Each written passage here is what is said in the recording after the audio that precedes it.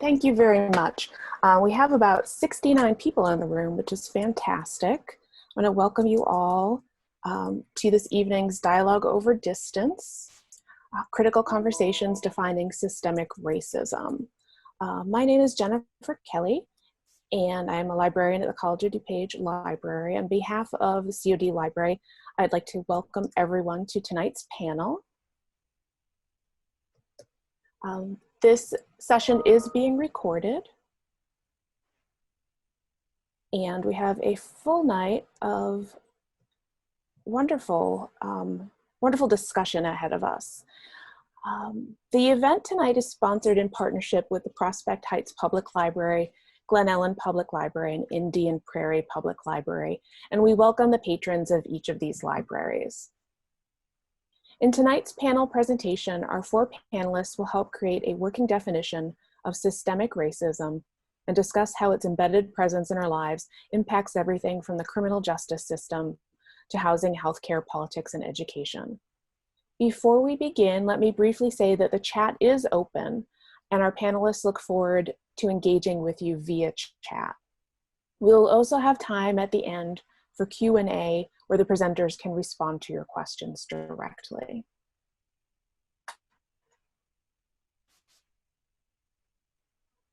With this open conversation in mind, before I introduce our panelists, I would like to invite each of you to consider the following community norms for this evening's discussion. In engaging in this critical conversation, we hope that you will actively listen and use your energy to listen to what is being said before thinking about how to respond. Notice when defensiveness and denial arise.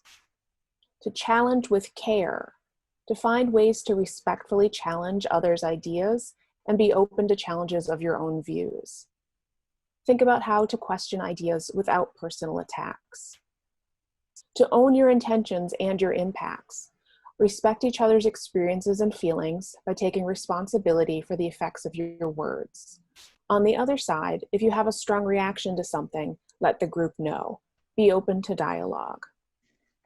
To notice and name group dynamics in the moment. We're all responsible for this space. Be aware of how others are responding or not responding. Confidentiality. Share the message, not the messenger. And to acknowledge the harm. We are a community who seeks to repair the harms caused by systemic racism, but acknowledge that we may be at different points in our journeys, so we will provide forgiveness for unintentional harms. Thank you in advance for being part of this critical conversation. Our panel tonight is chaired by Tauya Forst, an Associate Professor of Justice Studies at College of DuPage. She holds a BA from Bradley University, MS from Grand Canyon University, and a JD from Northern Illinois University College of Law. After 15 years of practicing as a licensed attorney, Professor Forst began teaching at College of DuPage, where she's integrated her legal skills into her academic career. Professor Forst's passionate commitment to law, education, and restorative practices has led her to actively participate in COD's Black Student Alliance, to serve as chair of the Constitution Day Committee, and participate in numerous social justice panel discussions. This spring, Professor Forst co-led the 846 Not Just a Moment, but a Movement silent demonstration for COD faculty and staff. An avid champion of restorative justice, Professor Forst applies its principles to assessment, identification, and the authorship of a manual to train youth who participate in juvenile peer jury as an alternative to adjudications. Professor Forst is an active member of the DuPage County Bar Association. She is joined tonight by Richard Forst, an adjunct professor of justice studies at College of DuPage. He holds a BA from Loyola University of Chicago and a JD from IIT Chicago-Kent College of Law. Attorney Forst is a practicing licensed attorney in Orland Hills, Illinois, concentrating in criminal defense, family law, and bankruptcy law. He is a litigator with over 30 years of experience in state and federal courts, primarily in DuPage, Cook, and Will counties.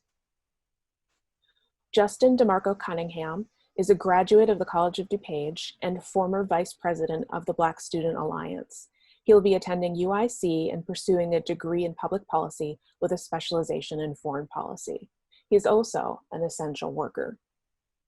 Samiha Sayed is a College of DuPage student and currently serves as student trustee to the College of DuPage Board of Trustees and as an officer of the Student Leadership Council.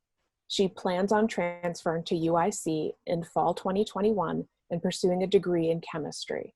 She is passionate about human rights and engages in advocacy efforts on a regular basis. The moderators this evening are myself, Jennifer Kelly, reference librarian at College of DuPage, and Joe Popowich, librarian, Indian Prairie Library. I'll now turn it over to you, Professor Forst. Thank you so much, Jen, for that warm welcome. I appreciate everyone who's here and actually ready to begin with us. We are so excited to have you here. You will see in 1 second why. Because we have taken great time to put together a panel that I think you will very much appreciate and find relatable. So you see the beautiful picture, and I encourage you to become involved in this conversation, which may or may not have the direction that you thought it would. We're very excited because we hope that this particular presentation will encourage you, overwhelm you, upset you, challenge you, and of course, educate you. If you're not any of those, then we would not have done our job today. So I want to ask you, just to start off the conversation, to remember that we look forward to hearing your comments. Myself and the fellow presenters will be looking at the comment box. We're encouraging you to give us your feedback as we go. Feel free to also remember to ask questions in the Q&A box. But my first question would be, how many people in our audience have prejudices? How many people have prejudices? Before you answer, I should define what a prejudice is. A prejudice is a preconceived opinion not based on reason or actual experience. Prejudices are preferences. So if you prefer chocolate over strawberry, if you prefer tall over short, now you can go ahead and bombard that comment box. No need to raise your hand. We want to see your words. Please do share. While you're doing that, I'll throw out another question for you. How many people in our audiences have biases? Before you answer, a bias is a prejudice that's unfair favor of or against a thing, a person, or a group. Now, I'm not privy to all of the comments, but I do see them blinking. I'm so excited you guys are getting involved. Biases, sure, I do. Thank you. I have a very bright audience because in fact, if you were to tell me none of you have prejudices, no one have biases, I would say we have a lot more work to do. Let's go back to basics. Even the presenters that you see before you have prejudices and biases. It is because of that that we do this work. So come and join me on our journey as we begin. I like to just start with what our objectives for the particular presentation will be. If I can get out of there. Okay. We want to develop a working definition of systemic racism. We recognize that you have some things to add to the conversation, and we look forward to hearing them. We want to discuss systemic racism within 3 systems that we've chosen that we believe will really help us sort of hone in on where we need to go. Provide an overview of additional systems that are affected by systemic racism. And finally, we always end with suggesting some tools to address whatever harm that we present to you. Without further ado, we will have Justin Cunningham come on the scene, He will begin to share with you after this short clip and video what he believes and what he has near and dear to his heart on media. Everyone can see the video, correct? Just a nod if you can see the video. Excellent. Which doll is the black doll? And which one is the white doll? That one. Which doll is the pretty doll? Which doll is the nice doll?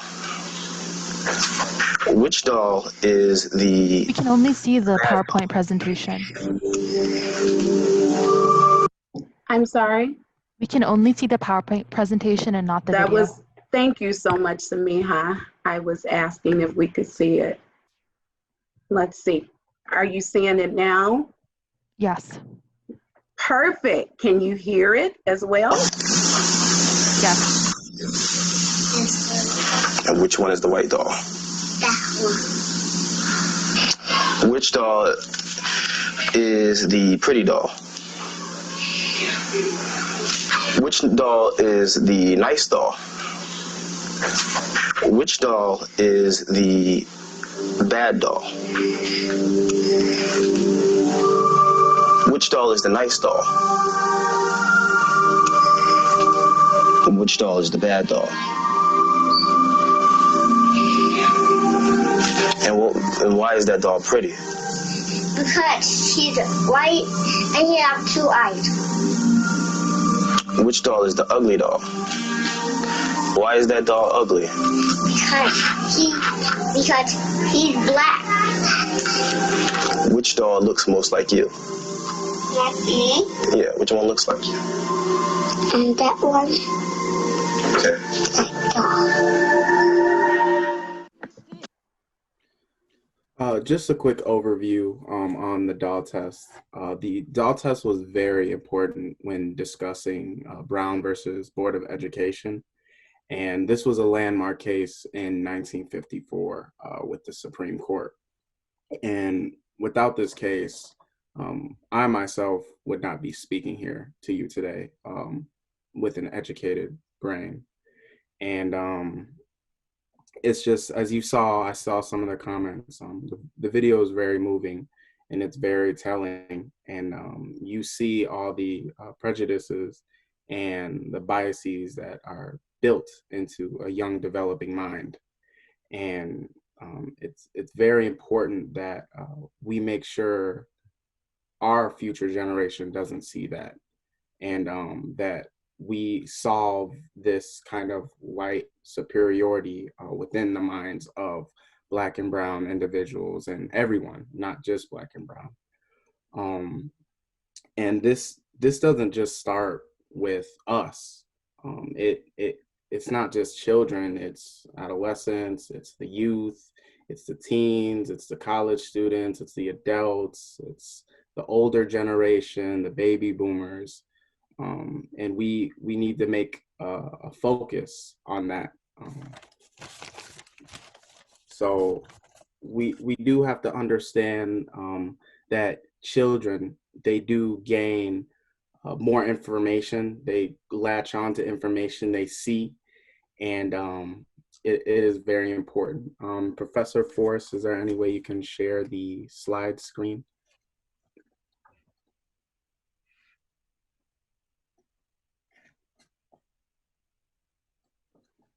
Yes, Justin, I'm sorry. One of the participants wanted to know about the video, and I thought he brought about a very good point. He wanted to know what year was that, and I explained to him I'm not sure what year it was, but we both know, because we've done our research, that recently that test was redone, and it actually had worse results. So I just wanted to make sure the audience knew that. Are we ready? Yeah. Okay. That we just also need to focus, though, that like I was saying earlier, that the young mind, it grabs onto many information, and we have to understand that what we are providing our kids and our future, they will hold on to that until they, maybe receive a proper education or they're able to go out and learn different things. It's very important that, the kids, the future generation, and ourselves, we stay educated in order to break some of these biases and prejudices that we suffer from. So on this slide right here, you see how big media has played in the role of our minds. And in a study done by Color of Change, which is a nonprofit organization focused on civil rights advocacy, you can see the percentages of African Americans committing a crime and the media portraying a higher percentage. So in New York, the NYPD arrests 54% of the suspects were African American, and 74% the media reported were African American. Theft, you see the biggest change right there. 55% were African American, and 84% of the media showed that. And with assault and violent crimes, 49% of African Americans were the suspect, and 73% of African Americans were media portrayed them as. So that kind of showing that around our nation kind of puts that predestined thought in your head that, Black people are the problem. Black and brown people are the problem. And unfortunately, that's not the case, as you see the statistical data. And it's insane to me that we continue to, allow media to push these biases and push this information all out to everybody. And it goes to youth, it goes to young adults, and it goes to the older generation. But I did receive the opportunity, Professor Forst, if you can go on to the next slide. I did receive the opportunity to attend the most recent protests. As you see, the media has pushed the Black Lives Matter protest movement, and we've seen a plethora of information on what's going on. And I actually did believe it was early May, late May, I was there. And I've seen many videos of, the pushback of the Black Lives Matter, the looting, the vandalism. But while I was there, it was peaceful. Yes, there may be certain individuals that have a different agenda than many of the other peaceful protesters, but the media does show, their cameras are focused on the vandalizing and the looting rather than the peaceful agenda that this movement is centered around. And while looking at that, it's not being covered, but there are a lot of reports of extremist groups inciting riots and inciting destruction within these protests. And it kind of pushes away the narrative of what actually is happening. And it's just, we have to understand that the media controls a lot of what we are taking in, and it also controls a lot of what the younger generation is taking in. And if they're hearing over and over and over again that Black and brown youth are doing this, Black people are doing this, they're going to remember that for a lifetime until they are taught otherwise. So what we can do to help break these biases and prevent this from happening is we need to really educate our future generation and educate ourselves, in which we will have many resources available to you guys that you can, educate yourselves, and hopefully use tools to help educate the youth. Now I'm going to pass it on to Samiha, where she will go into the educational system. Thank you all for coming and for being here. We encourage that you participate in the discussion and look forward to hearing from you all today. The cost of liberty is less than the price of repression. While America provides children access to some of the best schools in the world, there are children in America who also attend unsafe, unsupportive, and under-resourced schools. Many teachers are unlicensed. Students have limited access to technology, inadequate facilities, inoperative restrooms. Raw sewage overflows are frequent, as well as school closings, vermin infestations, insufficient materials, multiple teacher vacancies, less rigorous curricula, higher student-to-teacher ratios, inexperienced teachers, lower teacher salaries, and less funding overall. These students tend to be historically disadvantaged and live in areas that were redlined and economically depressed. Is anyone in our audience familiar with redlining? What is redlining? Can you type your response in the chat?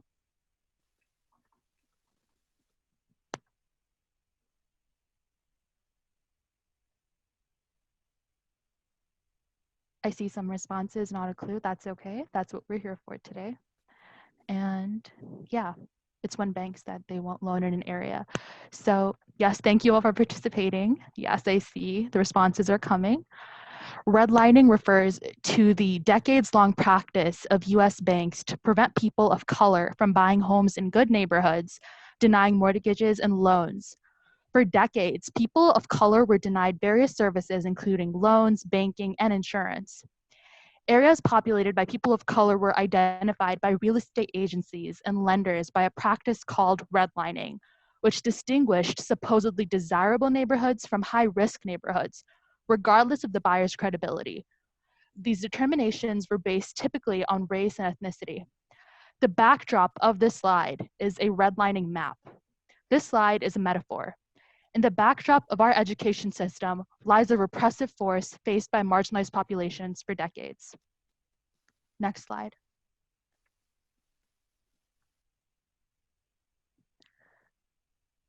Within the US exists also a third world experienced only by marginalized populations. On a daily basis, marginalized students persevere through adversities: food insecurity, prevalent violence, poor cooling and heat system deficient buildings, under-resourced extracurriculars, school closings due to sewage overflow.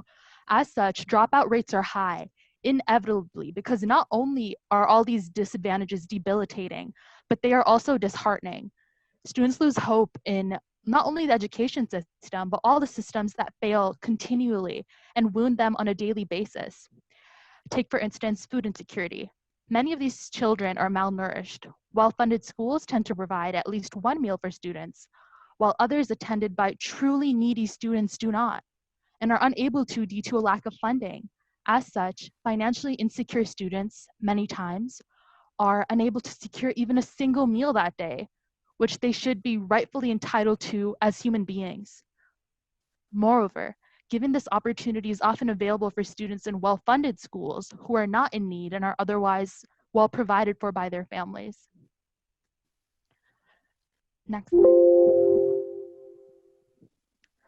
Schools in America, resources and facilities. So does anyone in the audience know what the difference between inequity and inequality is? Please respond in the chat.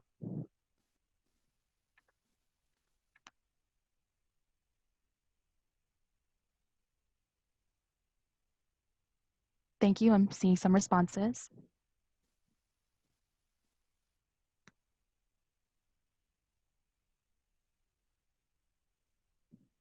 Yes, so by the end of this presentation, you will have the answer to that question, and I'll be addressing that on the slide as well. Educational inequities are powerfully linked to socioeconomic status, ethnicity, and race. These inequities tend to reproduce and exacerbate from generation to generation. The effects of inequities in education and disparities in distribution of resources directly result in poor student achievement and performance. According to a 2010 report titled the Black-White Achievement Gap when progress stopped the educational testing service. Although only 5% of white children born between 1955 and 1970 grew up in disadvantaged neighborhoods, 84% of Black children did so. Between 1985 and 2000, there was very little change in these percentages. Resources devoted to education are distributed unequally and inequitably. Inequality refers to the uneven distribution of resources and differences in outcomes, whereas inequity refers to disadvantages that are unfair, debilitating, and that prevent one from succeeding. Disadvantages include belonging to a low-income population or experiences that result of belonging to a marginalized population. Public school is funded by federal, state, and local sources. Nearly half of education costs are provided by local property taxes. Some of America's wealthiest students attend schools with funding in excess of $15,000 per student per year, while other schools survive on less than $4,000 per student funding annually. There is much disparity in the quality of education marginalized students have access to due to another factor, which quantitatively and qualitatively affects education. That is the link between school funding, property value, and the area in which one lives. As such, students who live in affluent areas and belong to well-educated and wealthy families go to good schools, whereas marginalized students who live in poor areas and belong to poor and disadvantaged families attend poor schools. Next slide. Is anyone familiar with the prison to pipeline phenomenon? Please respond in the chat. Yes, yes, no, okay.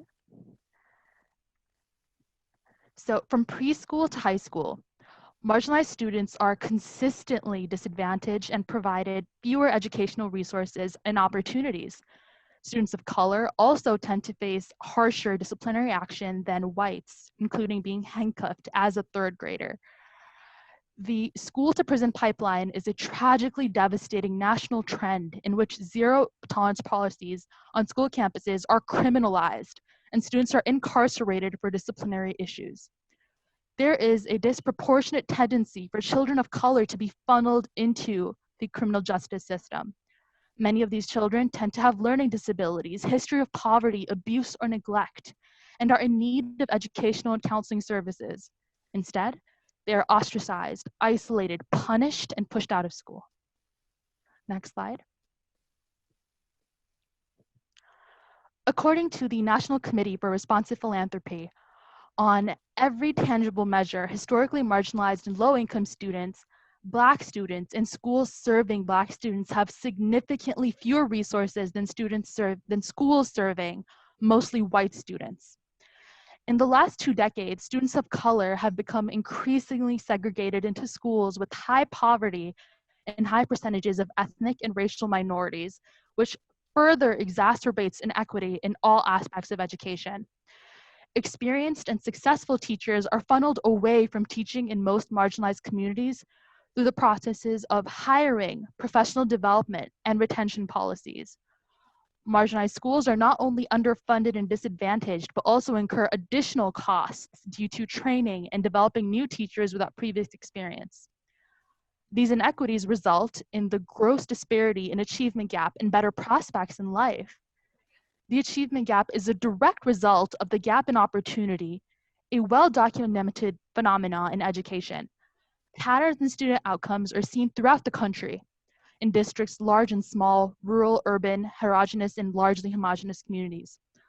Low-income students and students of color are outperformed by their higher-income white counterparts on all measures of academic achievement, including GPA, standardized tests, locally and nationally, college-administered exams like the SAT and ACT. This disparity in achievement gap silos students of color, low-income students, and marginalized populations to drop out of school. In-school suspensions and expulsions are racially disproportionate on the basis of race. Medicalization of deviance refers to when youth of color are misdiagnosed as having disabilities and placed in remedial courses and special education programs, which typically don't help much given his schools are historically poorly funded. According to UNICEF, early childhood is Early childhood is critical to a child's cognitive, social, emotional, and physical development. During early childhood, billions of highly integrated neural circuits in the brain are established through genetics, environment, and experience. A child's well-being, survival, and development depends on the roles parents, caregivers, and adults at large play in their lives. Studies shown that exposing children to violent forms of discipline has harmful consequences that children may carry into adulthood. Quality care, both at home and the classroom, are critical in a child's emotional and cognitive development. UNICEF reports investing in early childhood care and education is a powerful way to reduce gaps in cognitive and socio-emotional skills that put marginalized students at a disadvantage. Grant makers need to act to mitigate disparities, and even then, the catastrophic consequences will be felt for decades to come. This disparity in income and opportunity is our debt owed to those disadvantaged by it. As citizens, as members of a democratic nation, we are responsible and we must act. Grant making should prioritize marginalized communities and advocacy efforts. This is the civil rights movement of our generation. So what is MLK's legacy? For this slide, that is a question I'd like to pose to you all, so please respond in the chat. So the question was, what is MLK's legacy?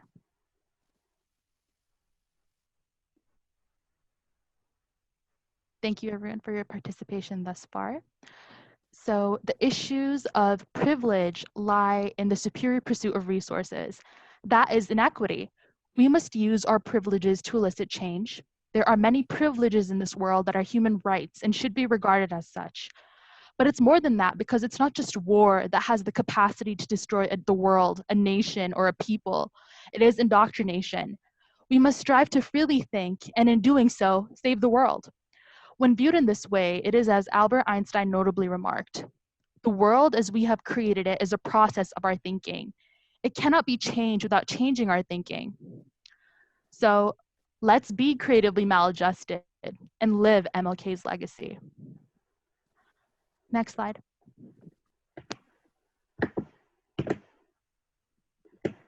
To do so, we must explore and appreciate multiple perspectives, understand and be aware of cultural assumptions and factors that influence our thinking.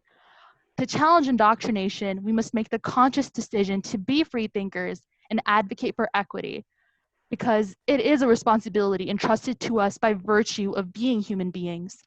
Alike, we must facilitate academic achievement and create a safe, healthy, and equitable education system for all. Thank you. Professor Forst will now discuss the criminal justice system. I appreciate how everyone is adhering to all of the norms that we set forth in our agreement. I will remind you that this is a very touchy subject, and we should very much be respecting one another's views and how one another presents. So I appreciate you guys doing that, and doing so even in a very respectful way in the chat.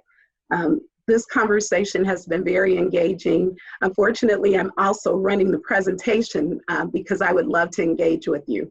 I also remind you, if you have questions that you want to pose to the panel, to put in the Q&A so that we're able to properly appropriate answers after the presentation. Thank you again. Now that we've went through two systems on systemic racism, and it appears that some people are feeling a little uncomfortable, I'd love to hear from you if you're able to develop a definition for systemic racism as it has been laid out tonight. And this may not be the exact point where you're at. Understand that when you're involved in this work, what really tends to happen is that it's a journey. But we must open our hearts so that we're able to hear what we have not heard before, see what we've not seen before, and remember what harms we need to actually repair. I will get to your comments in a second, but do stay with me. One thing that I'd like to share with you is about the criminal justice system. And in order to do that, I really want to show the components first. Most individuals have a great knowledge about three of the components in the criminal justice system. So I'll just be sharing with you some statistics from Statistica and the Bureau of Justice Statistics, because I know we want to make sure we get the references, as they are also included at the end of our presentation. But the first picture you see there is of law enforcement agents. Law enforcement is a huge component of our criminal justice system. In fact, there are 118,000 agencies and more than 686,000 full-time police officers or law enforcement agents. And this does not include those who are part-time. So there's a huge component with law enforcement and how we relate with the criminal justice system. The next component I'd like to share with you is, of course, one that's near and dear to my heart, as I'm an attorney by trade and educator by choice. So the courts, we have about 4,000 courts. We have about 680 plus federal courts, and then another 3,100 county courts, and the rest comprised is of state and appellate courts. The courts is a pretty unique system as it judicially metes out the justice that we believe as a country that we're looking for. And in fact, if we have almost 4,000 courts, then that means that we have a lot of judges that are doing the meeting of this particular justice. The last component I'd like to share with you is corrections. In corrections, we have more than 2.3 million individuals. And by corrections, I should just take a moment to explain to make sure that we're vibing and tracking on the same terms. So corrections encompasses probation, it encompasses parole, which should not be used interchangeably. If someone says I'm on probation, that's what's known as a suspended sentence, whereas if someone says they're on parole, they have actually served some time either in a jail or prison, and that end of that sentence is being spent out in the public.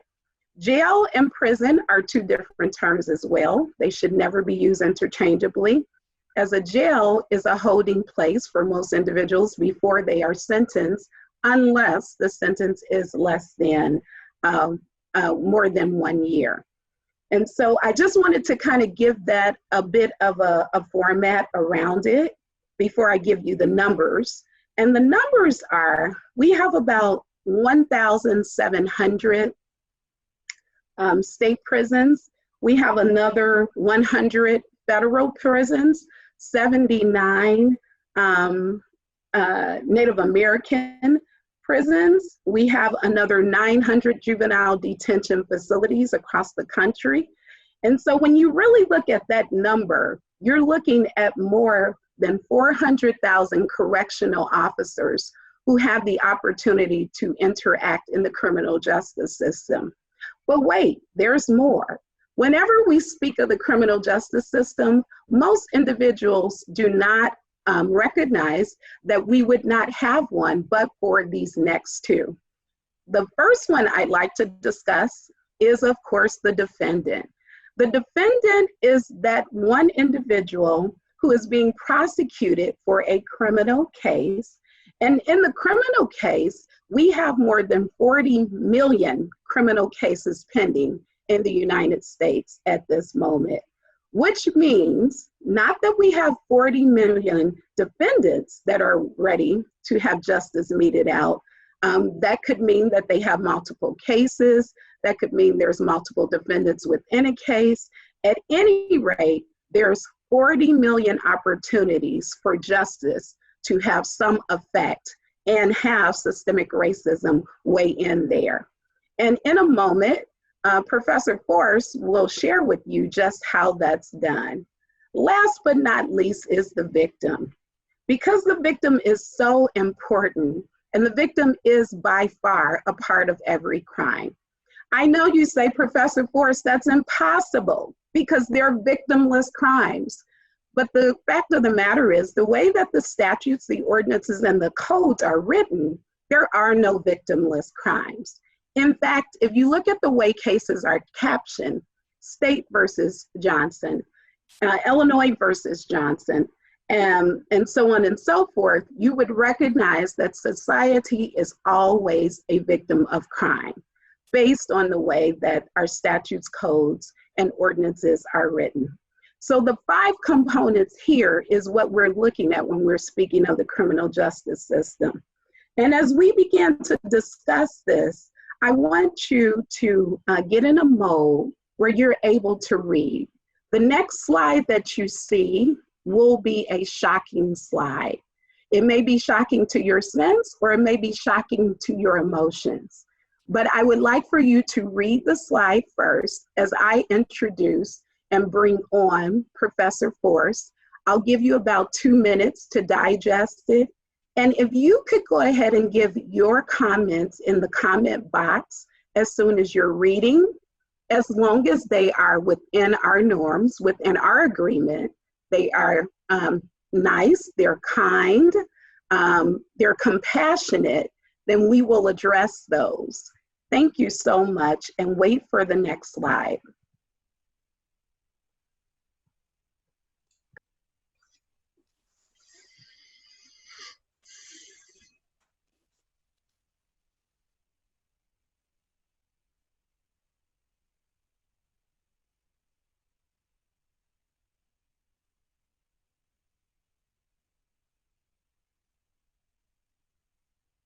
I appreciate the calls for confusion. This is supposed to be an uncomfortable read.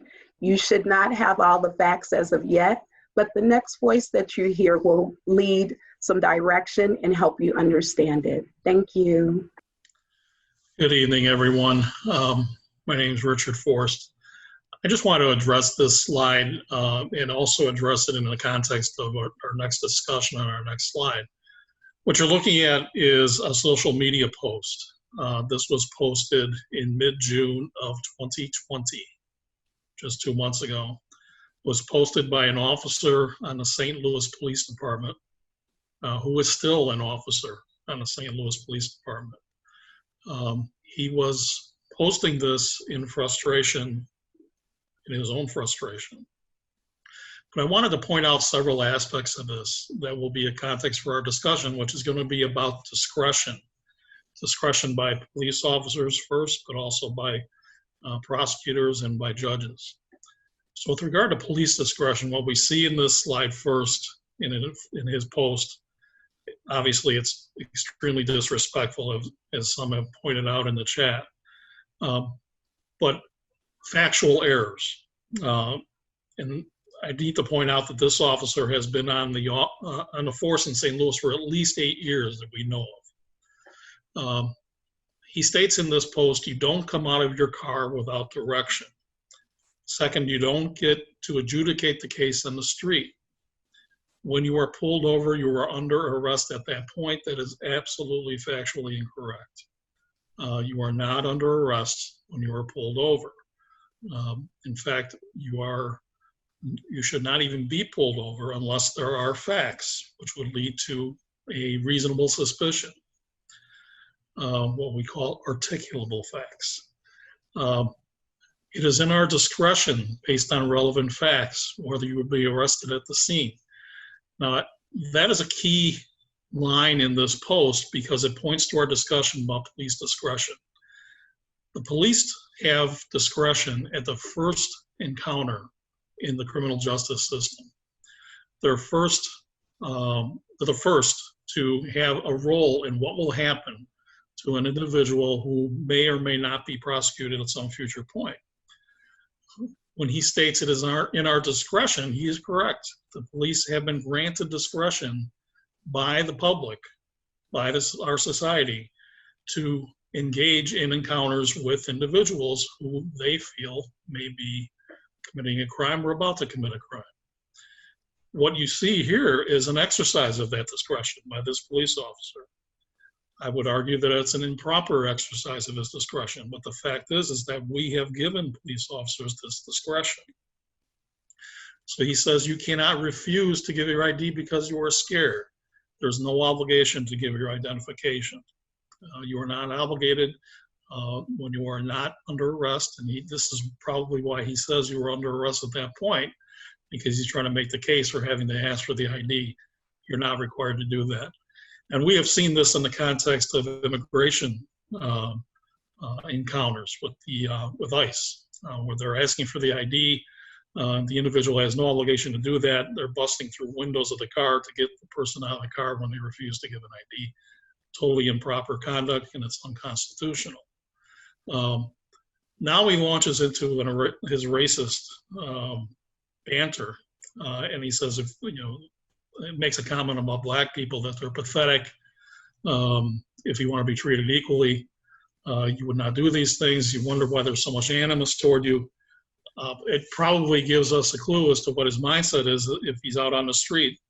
But the key point I want you to remember is that we as a society have given these officers the discretion to act this way. That doesn't mean that we're endorsing their conduct. I don't think clearly we are. But the fact is that when we hire them and we give them a badge and we give them a gun, we're giving them discretion. And then they can act this way because we've given them that discretion. So at this point, I'd like to go on to the next slide first, so we can explain a little bit more definitionally what these discretion items are. Police discretion is the first aspect of the criminal justice system, and it can lead to racism and racist conduct because of the systemic racism in the system itself. Now, police discretion has been defined as an individual officer's power to make decisions without anyone else's advice or consent, leeway on which they can rely, and they make choices that impact the people they are arresting. Arrest, diversion, response to a call, questioning, detaining, warning versus a ticket. So many aspects that they have discretion on before anyone gets booked. So think about it, an officer at that point really, to a certain extent, is the entire system. Because they can at that point decide not to arrest someone who has actually committed an offense. Obviously, we know that in the context of a traffic violation, that they can give a warning or they can just let someone go.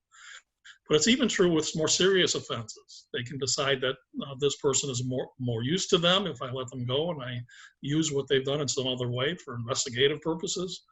Or they can just make a decision that I don't want to have to deal with this right now.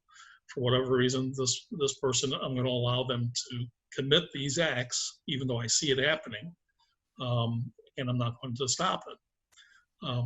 Or they can use, unfortunately, their biases, which we talked about earlier, and possibly even prejudices, to use this discretion in a manner that is not within something that the society would approve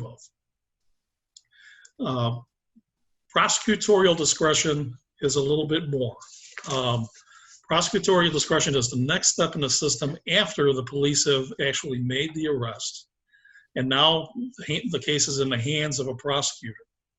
The prosecutor has discretion to either take a case to a grand jury, if it's a felony situation, or to arrest someone and prosecute them if it's a misdemeanor.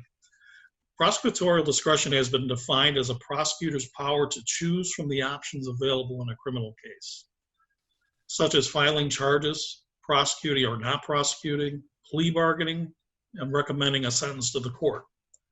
A federal authority's discretion not to immediately arrest or endeavor to remove an undocumented immigrant because the immigrant does not meet the federal government's immigration enforcement priorities is another area of discretion by prosecutors. So let's talk a little bit about prosecutorial discretion. The prosecutor often will seek to have a plea bargain made with the defendant's counsel. Defendant's counsel may be a public defender, may be a private attorney. A plea bargain means that there's been an agreement made, usually to reduce the sentence that could possibly result from a trial in exchange for a plea of guilty, which means now there's no necessity to go through the process of proving this person guilty in a trial. Plea bargains are probably by far the number one way that cases are decided in our criminal justice system. there are far more cases plea bargain that ever go to trial. And if you could imagine the strain on our courts if that were not the case, you would understand why that is. There are just, Professor Forst talked about how many cases are actually in the system. I believe he used the statistic 40 million cases in the system right now. Clearly there's all over the United States, that is. Clearly there's a need for other options. But another option is diversion. It's not uncommon, especially in a setting such as a drug case or in a case of domestic violence. It's not unusual for a prosecutor to decide to offer diversion, which means if certain classes are taken and certain activities are done, such as anger management, then the person's charges will be dropped. And in drug cases, task is often offered. Task is a system that allows people to have diversionary drug therapy. So these are all options of a prosecutor. Prosecutors have a lot of power, and one of the things that gives them power is that grand jury. A grand jury is a jury made up of individuals from 16 to 22 people that basically decides whether to go ahead with an indictment against an individual. It's a way for a prosecutor to get evidence, gather evidence. It is not a trial, which means that none of the rights that we have under the Bill of Rights apply in a grand jury. When people say, well, I have a right not to self-incriminate, I can take the fifth, right? Everybody wants to say that. I can take the fifth, I don't have to say anything. Not true in a grand jury. You're not under arrest at that point. You could be compelled to testify in a grand jury as a witness in the grand jury.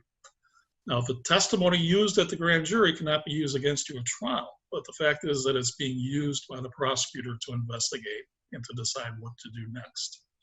So it's a very, very supreme power, and anything that happens in the grand jury is confidential. It cannot be released later.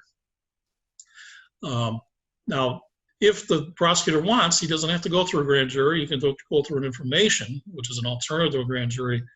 That would usually be in a situation where there's really no doubt about the prosecution's ability to get a conviction in their case. So they would choose an information. But in this situation, again, the prosecutor has great discretion. So let's talk about judicial discretion. Judicial discretion is the exercise of judgment by a judge or a court based on what is fair under the circumstances and guided by the rules and principles of law. A court's power to act or not act when a litigant is not entitled to demand the act is a matter of right. So again, great power in the hands of a judge. The judge can reject a plea agreement. If the parties have made an agreement, the prosecutor and the defense counsel, the judge can reject that and say, go back and try for another agreement. Either it's too lenient or it's too harsh on the defendant. The judge can also reject what a jury decides. If a jury decides one way or another, the judge has the ability to reject that decision. So obviously judges have a great power. Judges, of course, are subject to review by appellate courts. But the fact is that judges are often called the kings and queens of their courtroom. They're in control of their courtrooms. Whatever happens in that room, they are the king or queen of. And to say that someone has the right to appeal sounds great. The fact is that it's costly to appeal. If you have private counsel, you're going to have to hire private counsel for that appeal, which is very costly. And it's very time consuming. And on most occasions, the individual defendant is in jail, which as we told you before, is a holding area, until their case is decided at trial. So they're spending time in jail until they actually get a chance to compel the state to prove them guilty beyond a reasonable doubt. And what often happens in criminal cases is that when the eventual sentence is handed down, the person is released that same day because they've already spent so much time in jail waiting for a trial that that's considered time served. This is not uncommon at all in our criminal justice system, especially because of the backlogs in our system. So We think that we have certain rights in our country because we have a wonderful Constitution and a wonderful Bill of Rights. But the fact is that the individuals that are in this system have the discretion to have a great impact on whether those rights can even be exercised in all the ways I just described. So anything that you want to comment on there, Professor Forst? No, I think that was a great sort of segue into where we're going, which is what I think is really important. And before I move, there's some interesting conversations occurring in the chat. And I tried to give the definition of systemic racism as I see it. The reason why it's a working definition is because, in fact, individuals have defined it various ways. And one way that I'd like to show you is just a visual. So if you look at the top, there's all these beautiful tree leaves in all these various colors. And this really sort of represents our society and where we are and how we interact with one another and how we would love for our society to react. But underneath this is the sort of roots of what our country was founded upon, albeit slave labor. And you see how systemic racism from that point on has sort of interwoven into all of these systems. And so I'm going to just point out a couple systems and then move on to our end, because we're nearing our time and we're really anxious to get your questions, trust me. So one point that I think that goes unnoticed is politics, sports. We'll return to mass incarceration in a second. But I just wanted to touch on something that Justin said with the media. And that is this latest incident in Chicago, where we had a police shooting on the south side. And that instance, when that occurred, it was actually connected to thieves robbing stores in downtown Chicago on the Magnificent Mile. Not one time did you see the question of, are they connected? Everyone assumed they were connected. And when you do these types of jumps with your biases and your prejudices, it's difficult to walk it back. So what occurred was a lot of individuals were said that they were in retaliation to the Chicago shooting, when in fact the mayor, the police chief, and all others the next day had to backtrack and say, in fact, those two instances were not connected. So what we have to be clear on is when we're sending a message, we're basing it upon facts. We're doing the hard research. Finally, one journalist asked the question, were they connected? And what we found was it was an organized thievery.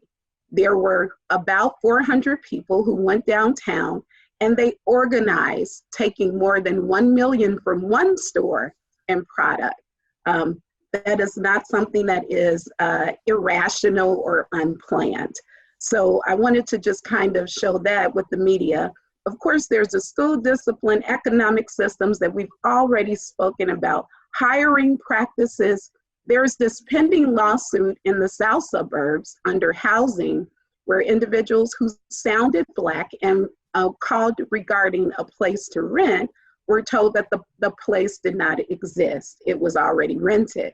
And when someone who didn't sound Black called, they said that the place was available. They did this with 12 different applicants. And as a result, the federal government filed a lawsuit against that particular landlord.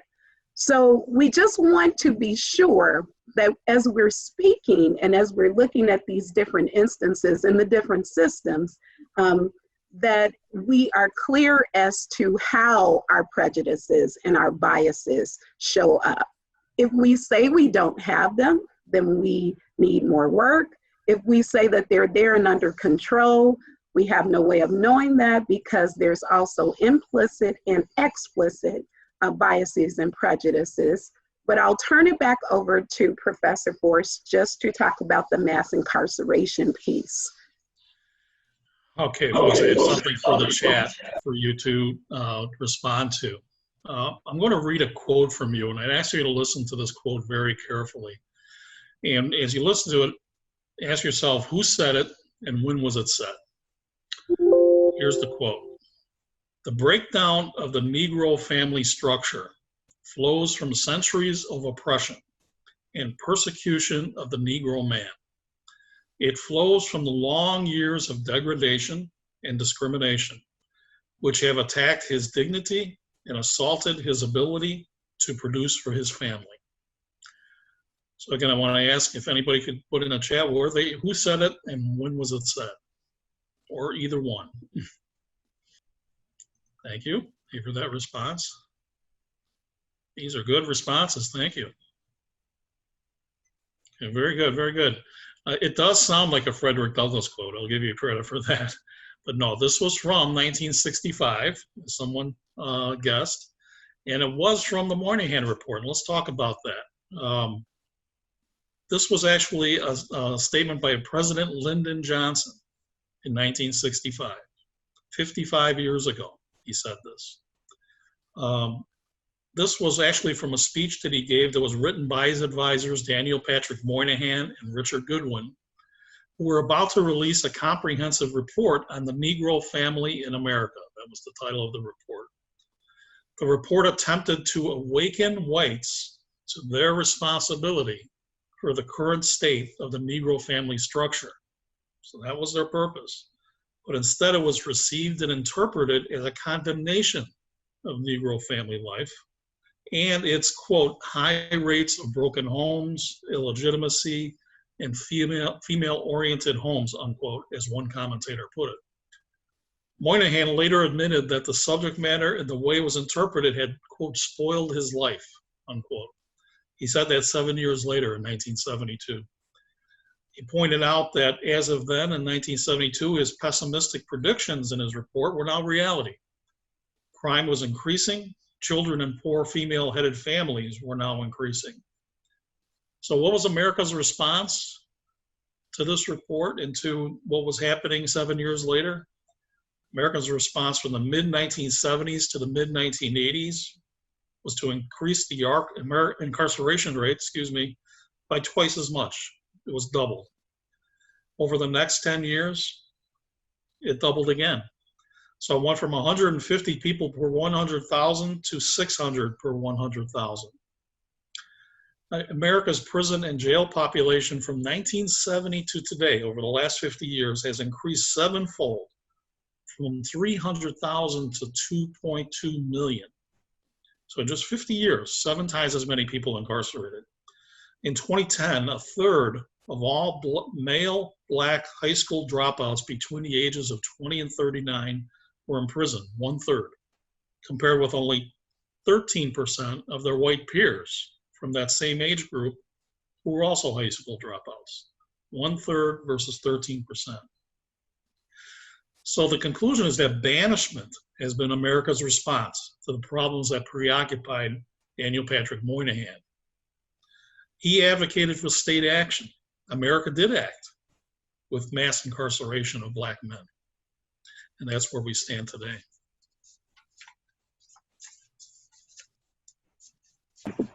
Thank you, Professor Forst. We wanted to just give you some solutions now that we have identified that systemic racism is a harm. So 4 things that I think can be done very quickly. Number 1 is to have hope. Although we've shown you all of the issues and the challenges, we all have hope that they can be addressed. You can either become an ally or an advocate. That's number 2. You are welcome to take your pick. It really depends on where you are in the journey. The third thing I would say is don't be afraid to speak your mind. Don't be afraid to act justly, as you see behind me, to love mercy, and to walk humbly. Remember, none of us have all of the answers, and we are all in this journey together. Some a little bit further on the journey, but nevertheless, it is still a journey. And last but not least, I'd like to invite you to take my Intro to Restorative Justice course. that talks in great detail with a lot of references and recommendations on how to heal this harm. Restorative justice is that system that looks as a toolkit to those stakeholders who have been harmed. They come together in a peacemaking circle, including dialogue, and address how to repair the harm. You would never look at harm and then just walk away. So restorative justice is that segue that provides the toolkit to address the harm. Other words, it's also called reparations. And so I encourage you, no matter where you are and where you are on your journey, you can enroll in my class, Intro to Restorative Justice. Last but not least, I like to share something with you to see where we are in our journey. I'd encourage you to just close your eyes for a brief moment. This has been some difficult material to hear, to talk about, to discuss, to engage in. And I want to just take your mind in a different space where it's clear. Indulge me for a second and close your eyes. Clear your mind and listen to the words and try and envision what I'm saying. Not only have I traded stocks and made others billions of dollars, but I teach those who are unfamiliar with finances how to manage their future fortunes. I am a stock trader. I give back to those in our society who are homeless, illiterate, and disregarded. I wake before dawn every day honing my skills in the stock market, dressing appropriately for my position, and looking for the next opportunity for my clients. My everyday goal is to look for opportunities to make millions for my clients and, of course, millions for myself. I do work on Wall Street, you know. I started a financial literacy program that has been used and applied to many to explain basic personal, professional, and emotional spending. Additionally, I co-founded and teach a financial course with a prominent financial businessman. Finally, I created a TED Talk on my rise to fame. Open your eyes, if you will. In the text box, tell me by description of your words who you envision, what you envision. In the text box, and I'm going to read those out because I believe this is really important. Tell me who you envision and what you envision. And I appreciate any feedback. We definitely will look to and address any other issues. Do you have any feedback on who you envision and what you envision? As I did that visualization, a Black mailman. I'm not sure if that meant like a male person, a white male. Black woman, a white woman, yes. Interesting, I can't remember his name, an entrepreneur, excellent. Anyone else have any thoughts on who you envision? I certainly appreciate what you did here. Here is who it is, Curtis Wall Street Carroll.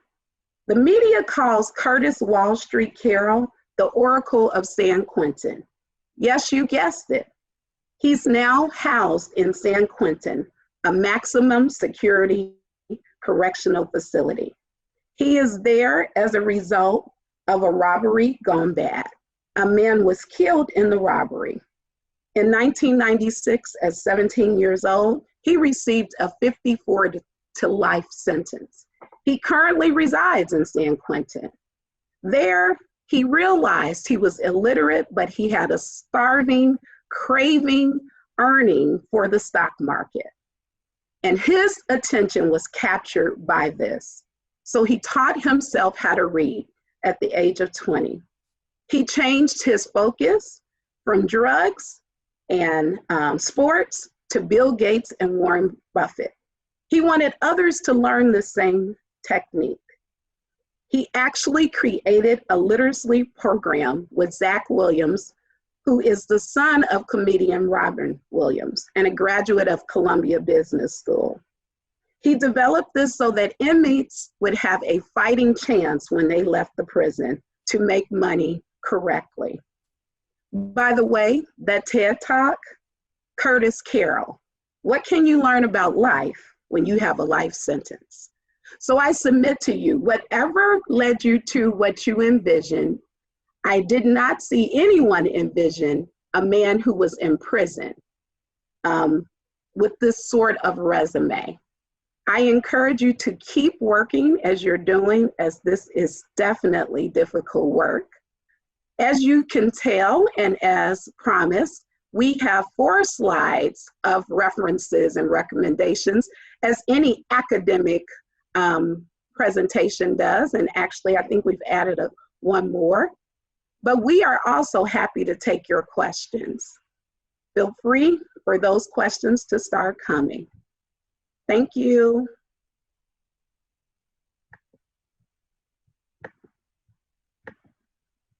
You ready, Joe?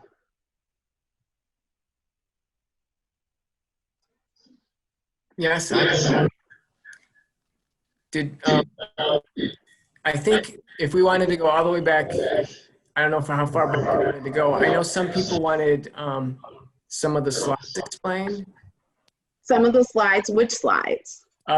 When Justin was explaining how the media was reporting how many people were actually, the bar graph where he explained how the media portrayed many more people of color having committed crimes than were. I think they wanted that explained a little better.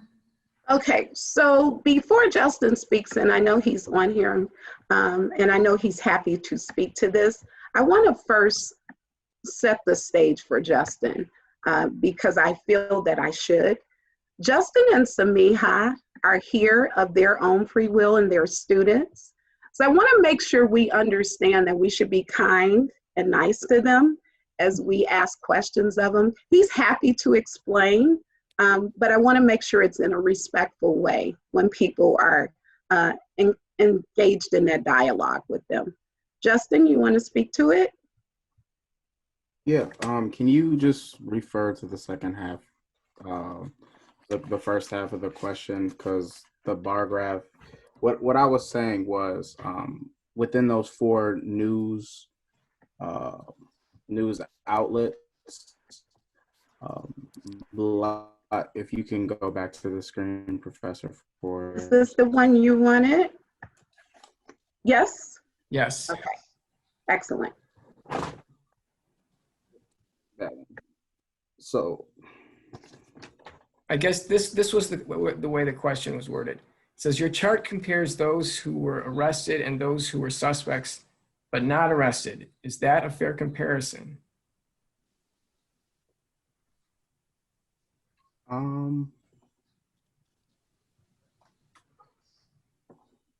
Honestly, I don't know. I don't know how to really answer that question. Professor Forst, I don't know if you would have more insight on that. Say it one more time, Joe. Oh, it's they were trying to understand the chart. It says your Okay. chart compares those who were arrested and those who were suspects but not arrested. Is that a fair comparison? I'm sorry, I moved so he's saying essentially the questioner is comparing apples. He's saying it's comparing apples to oranges. Is that what he's saying? I guess he's trying to understand what Okay, what this particular bar graph is showing is what was reported versus who was arrested. So I think the question in and of itself has an incorrect premise in it. Okay. But maybe I'm misunderstanding. Is that correct? They're just asking what the comparison is in the chart? I think so. Yeah. So it's crime reports. How many of these things are being reported versus what the arrest rates were? Okay. Okay. And I'll monitor the chat just to make sure. But go ahead. I have a couple other questions that just came in. Okay. I'm not sure if they're answerable, but someone says the situation is very bad for a kid in lower neighborhood, I've worked with them, and unfortunately some kids had an attitude. What can be done in that regard? I think that's a very good question. Can you start from the beginning though? Because I heard something that's really important to answer it. So start from the beginning, please. Yeah. So this is from Maria. The situation is very bad for a kid in lower income neighborhood. I have worked with them, and unfortunately some kids had an attitude. What can it be done on that regard? So what I would say is to start off with is the premise of the question. I'm not sure what a kid with an attitude means, but what I would start by saying is that there are some general ways that certain individuals will respond and or communicate that may appear to be laced with something more than what it actually is. I think that for me, and I'll just speak, I'm in the classroom a lot. If someone presents with what I would call an attitude, I'm less inclined to categorize that individual, and I'm more inclined to develop a relationship first. Because in fact, that may just be that person's personality and how they present. It may be that it's a defense. And so I'm not sure that the personality actually has something to do with the socioeconomic status. But what I would say is spend some time and develop a relationship. And I know Justin has stories on this because I've heard him speak on it. And perhaps you may learn sort of where this person is coming from with regard to what you may perceive as an attitude. You want to speak to that, Justin? No, that's fine. Anyone else on the panel? I could speak to that a little bit in that, like, when I heard just the diction you employed, like attitude. So I feel that's a very separate conversation from the issue of these students being disadvantaged. And that sort of takes away from the conversation of really speaking to that, where these students need to be uplifted, they need to be empowered. And it makes sense that, like, if they may come across with an attitude because they're going through a lot. I mean, there's several students with history of neglect, abuse, just everything that they go through on a day-to-day basis. So I feel that personally, like, when it comes to really building that relationship, like Professor Forst was speaking about, it starts from a place of empathy. So really put yourself in those students' shoes and just try to understand that sometimes people may come across as a little bit like they'll have a hard time communicating, and that's okay. And everyone has a different perspective. So just do your best. Thank you. Another question that someone asked earlier was, so Jim Crow laws would be an example of systemic racism, but are there Jim Crow laws enforced today? And I think my co-presenter and others chimed in with a very interesting, robust discussion around mass incarceration. And Alexander, the book that we quote at the end of our references, Michelle Alexander on the new Jim Crow laws, which directly relates to the mass incarceration issue. And someone pointed out very pointedly that if you're really interested in this topic, there's a great documentary on Netflix called 13. I recommend it because not only is it educational, but I think you would be surprised at how bipartisan it is in its indirect, inappropriate approach to mass incarceration. You'll see some of your favorites, past and present, in that video. We have a couple more questions. Vila asks, how much does it cost to incarcerate a person in maximum security prison per year versus the cost of an Ivy League college tuition plus room and board per year? Yeah, that's important. I think Professor Forst, you have those figures, correct? And you actually talked about how it's more beneficial. The only thing I can say is that it's more. I can't tell you exactly how much more, but it's definitely more. In fact, it's far more than the cost of an Ivy League education. Think about it, a prisoner in our system is being fed every single day, several meals a day, is being provided free shelter, is being provided with health care, free, paid by the state. It's not the way that the person would choose to be provided those services, don't get me wrong. I'm not saying it's an easy life by any means, and it's not the one that they would choose. But the fact is that we are paying a significant amount of money to house every single prisoner in our system. So there's no question that the cost is phenomenal to our society to have 2.2 million people incarcerated. We have so many more people incarcerated compared to other countries. I believe the statistic was we have 5% of the population in the world, and we have 25% of the people incarcerated. So, I mean, we are a country that is dedicated to incarceration, and we are perfectly willing, apparently, to pay the cost of that. I would just add that it is $53,000, according to Bureau of Justice Statistics, to house someone in a normal setting, a normal state prison, and to increase, obviously, a one-to-one sale, that rate would only be upward of $53,000 a year. Now, I would also point out that there are no scholarships for prisoners. So there's nothing to defray that cost for the state. It's right out of our pockets. Somebody asked how to sign up for your class, Dr. Forst.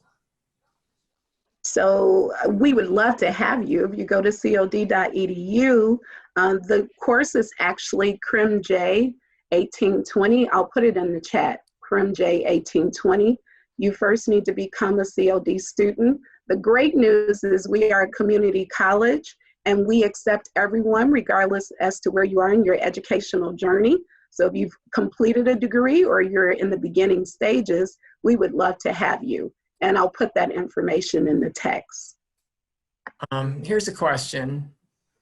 It says, while your message is enlightening about systemic racism, it has an undertone that the Black community doesn't feel the same about other cultures and want to have their own agenda. You say we should speak up, but when whites do that, we're called racists. But when Blacks, Browns do, they bring up the race card immediately.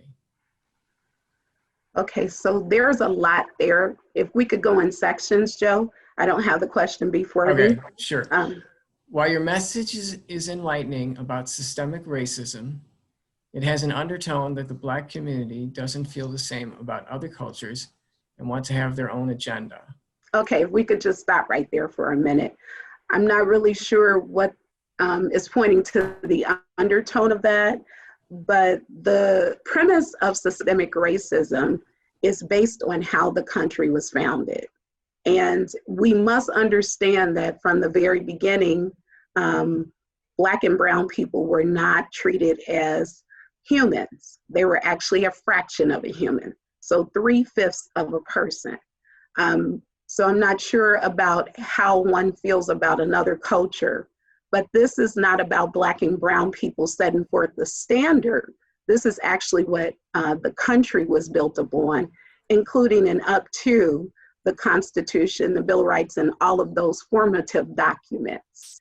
Now, we moved from that, Joe, in 13, 14, and 15. In 13, we made slavery illegal. However, what it really did, it didn't abolish slavery, if you understand this sort of movement to human rights. What it did was made slaves humans. And 14 actually gave slaves, now who are humans, citizenship, and 15 gave just Black males the right to vote. But wait, they really didn't have the right to vote, because that did not come until later, until the 1960s and so on and so forth. So for that first part of the question, I think you have to kind of unpack it. There's so much there. But the presentation is not built upon how one culture feels about another. It's built upon the foundation of the country, which I or you did not do. We find it and we discuss it, we unpack it, we address it, we acknowledge it so that we can repair the harm and move on. Second part of the question? You say we should speak up, but when whites do that, we're called racists. But when Blacks, Browns do, they bring up the race card immediately. Okay, so if you listen to my options at the end of this, I was very clear in that people should speak up.